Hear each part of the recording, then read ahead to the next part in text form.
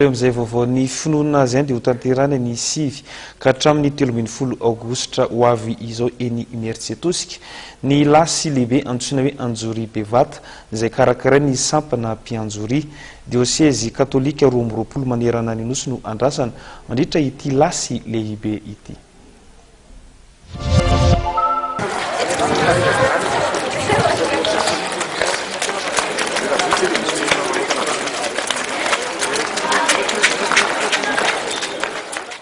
Antily misa telo arivo avy amin'ireo diosèzy katolika misy amin'ny 12 manerana nosy no andrasana mandritra ilay lasy lehibe antsoina hoe Anjory Bevata izay karakarainy isampana Mpianjory eny Imeritsiatosika ny 7 hatramin'ny 13 aogositra ho avy izao.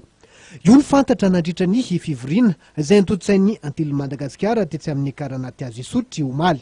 Izay Antily Madagasikara zany dia manana lasy nasional izay atolotra ho an'ny zara taona 12 taona ka hatramin'ny 20 taona. Ho an'ny sampana mpiandalana izay misy ny lohateny hoe Diray izay atao any Antsoy manomboka ny 6 Août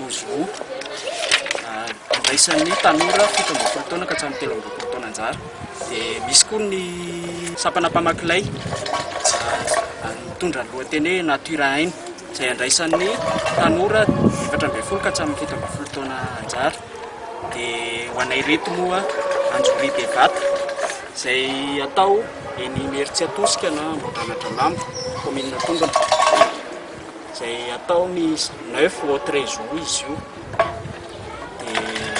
Tanjony amin'izany moa itovizan'ny fomba fanabeazana Antily atao anatin'ny sampana Mpianjory manerana ny nosy.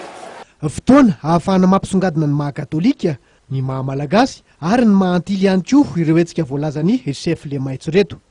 Isan'ny mantomantesany Antily Madagasikara tokoa ny fanabeazana ara-tsaina, ara-batana sy ara-panahy ireo tanora malagasy.